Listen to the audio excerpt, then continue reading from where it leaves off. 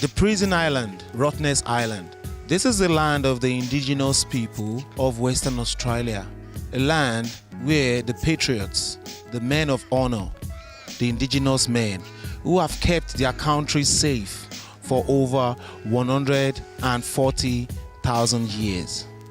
These patriots were arrested. Historian Dr. Neville described this should be compared to Auschwitz in Germany, be given a World Heritage Site just like that of the River Island in South Africa where Nelson Mandela was imprisoned. We are here today to shed light and unwrap the mystery behind the invaders and the patriots.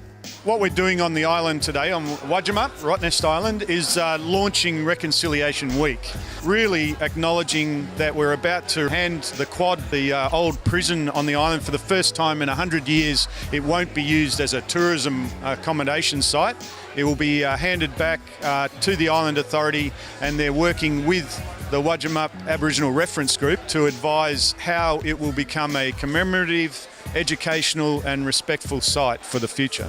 To turn this island into a holiday resort and the prison into a tourist accommodation, it will liken it to Auschwitz. No one would camp in the Auschwitz concentration camp left by the Germans, and so that prison, in particular the building, should be very important. Six-sided buildings, and I believe that the only other place in the world that you'll see six-sided buildings is in West Africa, and they are slave buildings. Slavery was actually prohibited by Britain at the time of the colonisation of West Australia. However, many Aboriginal people were forced into a system of indentured labouring, as it was referred to by legislation. They were forced to work against their will for the pastoralists, including some of my ancestors who resisted, who were taken here to Wajima, Rottnest Island. They were treated as prisoners because they didn't want to be slaves.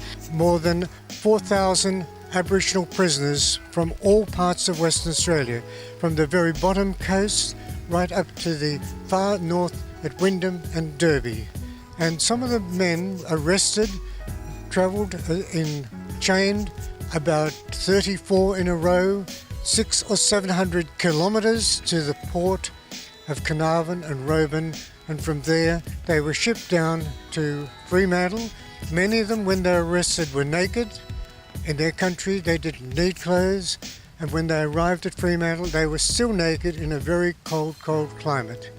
And so that is part of the tragedy, and many of them died chained on the route from their home country to the coast.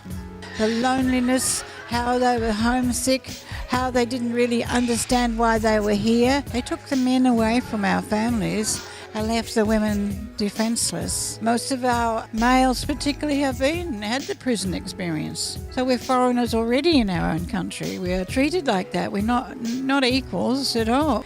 I see the police doing drives around my area. They do their little runs around us. They check out all the Aboriginal housing. Colonisers destroyed this, and it's been levels of destruction all the way along. To me, this is a really important day for us and for the people. I brought all my family today to come over and share as a part of reconciliation.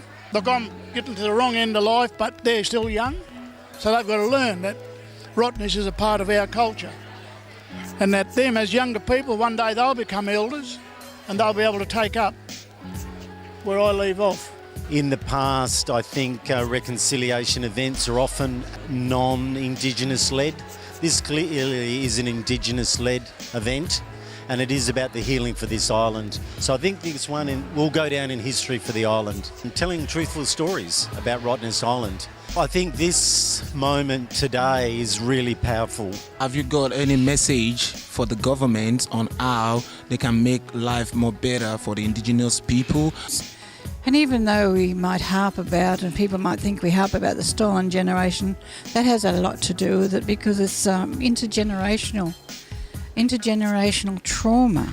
We're just coming to the close of our Reconciliation Week opening ceremony here on Rottnest Island, Wajima today. It's an important ceremony that we conduct before they leave the island as a way to cleanse each of the individual guests and ensure that they don't take anything home with them that they're not supposed to. Protocols that we have in place when Aboriginal people visit the island.